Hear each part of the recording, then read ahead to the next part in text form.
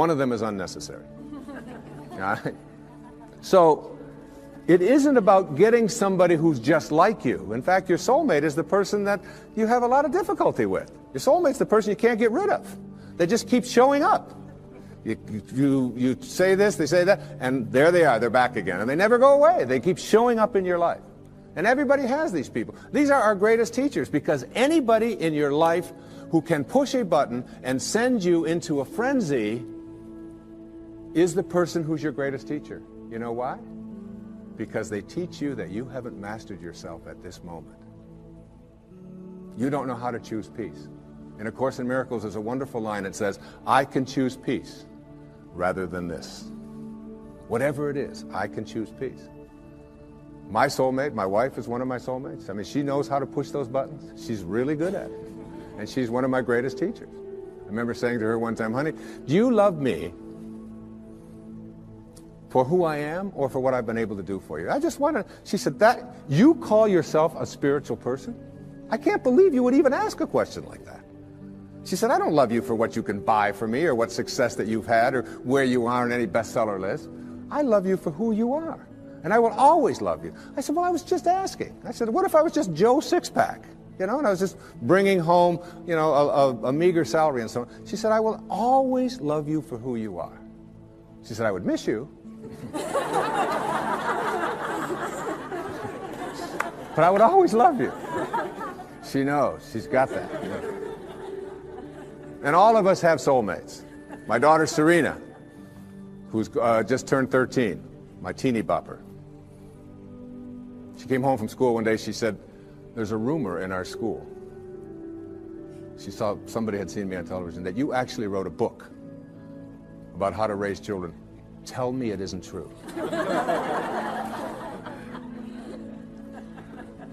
I said, honey, you can come and hear me speak. Would you like to come and hear me speak? I said, people actually pay to hear me speak. She said, why? I mean, she's got that, all right? But her soulmate is her sister Summer, who is now almost 15.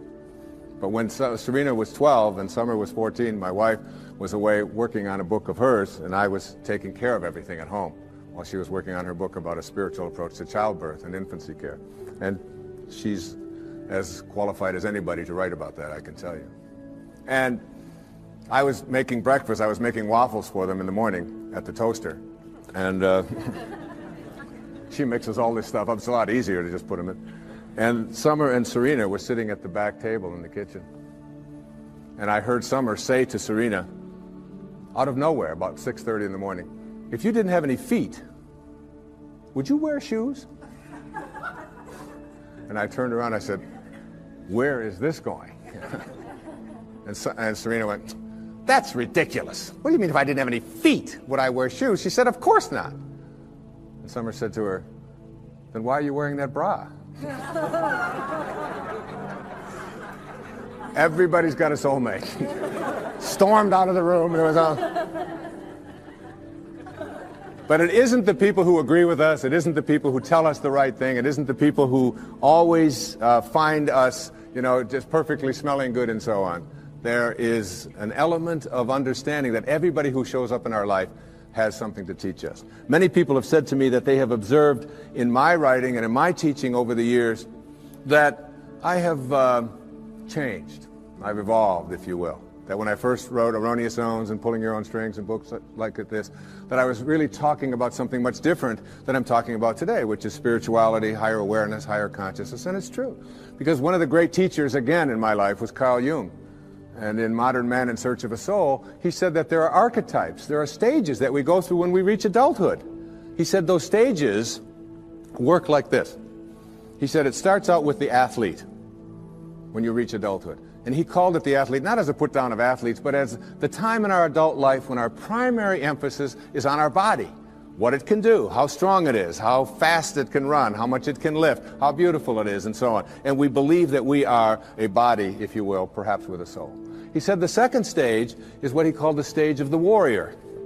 And this is the time in our adult life when we take ourselves out of our physical self, if you will, and we take this body out into the world, and we do what warriors do, which we attempt to conquer, we attempt to defeat, We attempt to get as much as we can. It's the age of the ego. It's the time when we're saying, what are my quotas? What's in it for me? What can I get?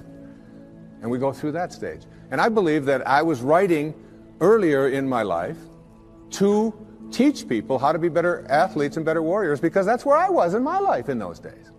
And the shift has taken place for me as well. Jung said that the third archetype is what he called the archetype of the statesman or the stateswoman. And this is when we finally get to a place in our adult life when we stop saying, what's in it for me? How much can I get? How much can I accumulate? And we begin to ask the question, how may I serve? What are your quotas? And serving others becomes much more important than our own egos, until ultimately we reach what he called the stage of the spirit, the archetype of the spirit, when we finally begin to recognize that this is not our home. What it means in the holy books when it says, you are in this world, but you are not of this world. And these four stages represent also where we can look at our own self. How am I doing going through these? To what extent do I find myself consumed with my own quotas? What's in it for me? How much can I get? And ask ourselves that question as we begin to interact and deal with other people. Being able to manifest, being able to attract into our lives what it is that we'd like to attract into our lives, boils down to a formula that I'd like to share with you here this evening. And this formula is one that everyone that I know who is able to get things into their life practices this. I call it the 4 reallys. All right? So that what you really, really, really, really want, you will get. And these 4 reallys each of them stands for something. And if you look at people who are good at, some people call them lucky, some people call them highly spiritual, whatever it might be, but they are good at getting what they want in their lives. And here are the 4 reallys. The first one says, I wish. So what you really wish for, everything that you'd like to get into your life starts with a wish. It's a thought. I wish I could get that job. I wish I could get that promotion. I wish I could lose weight. I wish I could get rid of that addiction that I have. I wish I could, whatever. It's a wish. So what you have to start with a wish. The second really stands for what you desire. What you really wish and desire. And the difference between what you wish for and desire is in what I call asking. Ask and you shall receive. Ask and you shall receive. It's not empty words. Be willing to ask. When I get stuck sometimes writing and I'm just not quite sure where to go or whatever, I just leave the typewriter or I leave the yellow pad that I'm writing on. I walk over to the couch and I get into a meditation and I say, I would like some help in having this become clearer as to how to express it. And it's always there. Sometimes the phone will ring and my wife will call and she'll say, did you know that this was in the mail? And I'll say, read it to me, and it'll be exactly what I needed. Sometimes it just comes in the thing that I call an intuition or an insight, whatever it might be. The third really stands for what I intend.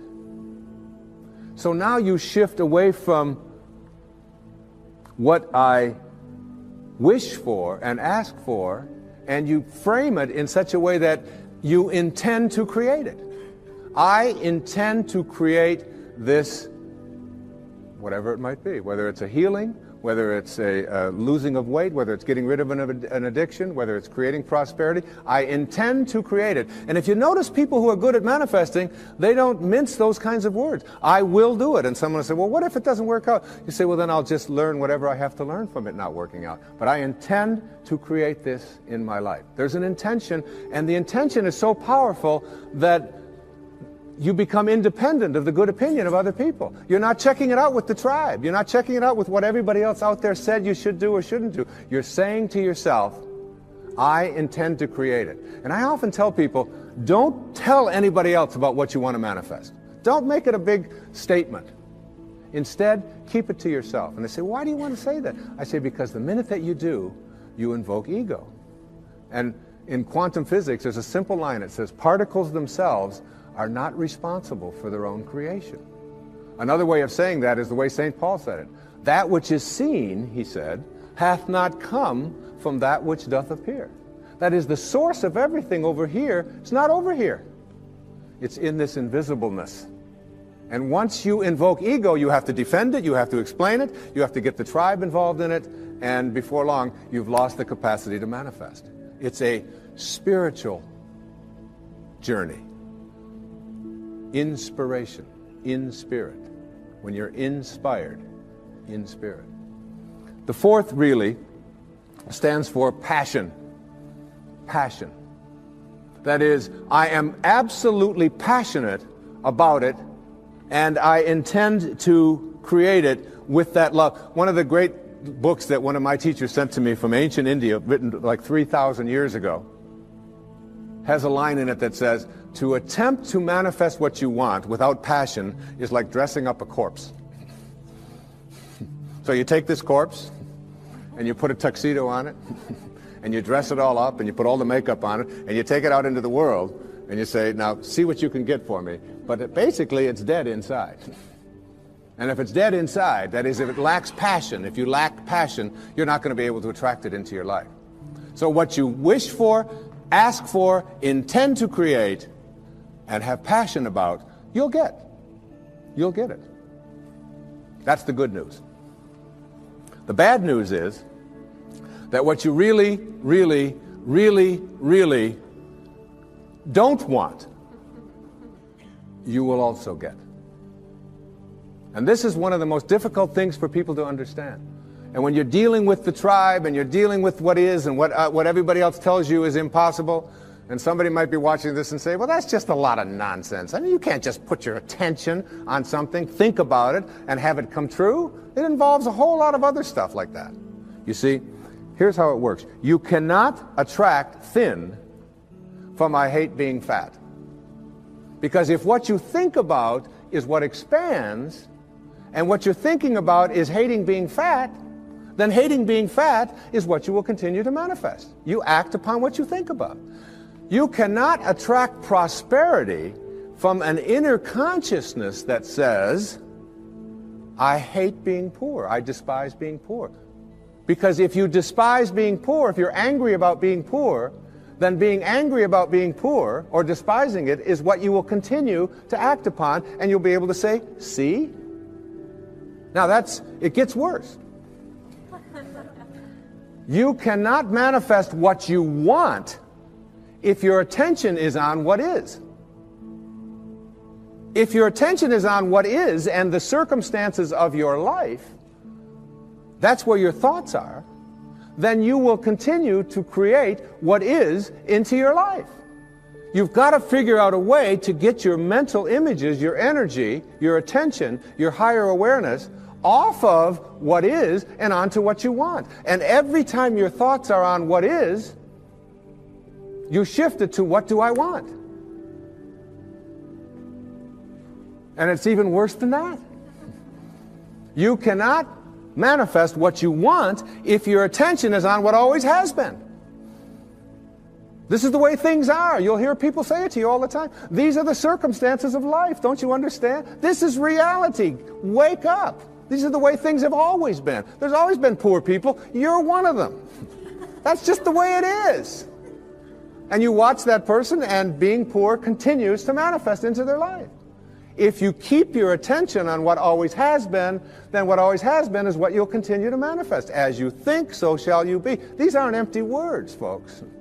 This is reality. And the worst and ugliest of all is this.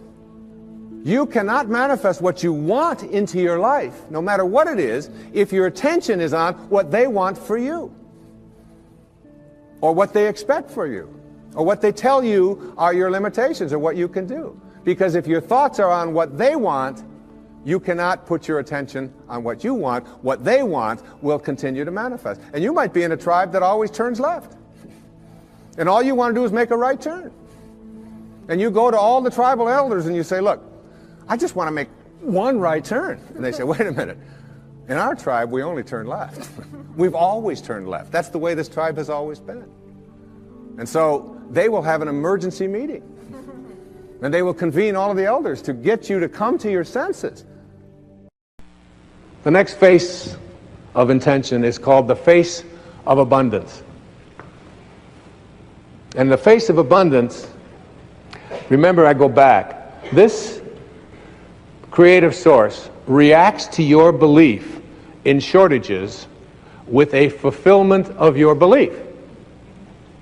So if you believe and know and are certain that you can't attract abundance into your life, but I want to tell you tonight, you tuned in to somebody who knows about abundance. I have always been able to create abundance in my life. When I was a little kid, all the other kids in the places that I lived and so on, and even when we got back at home with my mom, pop bottles. You remember soda pop bottles? You could collect them, little knee-high bottles and Pepsi-Cola bottles and Coca-Cola bottles, and 2 cents if you took them back. I was a master at collecting pop bottles. I could manifest a pop bottle just like that. It was just... We used to have furnaces that had coal in them, and I would go along and I would empty people's ashes that they would set out. So just take it out to the alleys. I would go to the grocery store, and because my imagination was always working on abundance, I would carry groceries out for little old ladies. You know what I'm doing today? Right now? Collecting pop bottles and taking out ashes and taking out groceries for little old ladies. Just a bigger stage. See, if I came to this source and said, I don't have enough, this source doesn't know how to react to I don't have enough. This source is an endless supply. It's like the ocean. You can take a 10 million gallon tank to the ocean of abundance, and you can take it out every hour, or you can take a thimble once a year. And the ocean doesn't care. It makes no difference to the ocean because everything returns to this source. Every time I walk, wherever I go, in fact, it happened to me this morning. I found a dime. A dime? That's like major. A dime. That's 10 pennies. That's 5 bottles. And whenever I bend over, and I notice that it gets a little further away, I bend over and I pick up this coin, and I always say, thank you, God, for this symbol of abundance that always flows into my life. Never once have I ever said, how come only a dime? I need $1,000. Why are you only giving me a dime?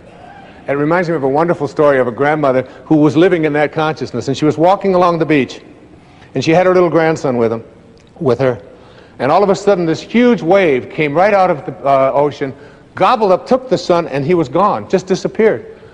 She got down on her knees, she prayed, oh my God, please send my grandson back. How could this be? This is the worst moment of my life. Please send my grandson back. And all of a sudden another wave came along, and plop, there was her grandson, right there next to her feet. And she looked up and she said, he was wearing a hat.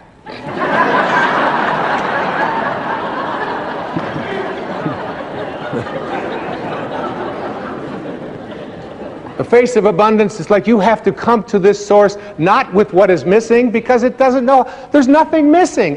This source, which is the source of all, doesn't know about what's missing. When you say, please give me what is missing, it'll just reaffirm your belief in things being missing.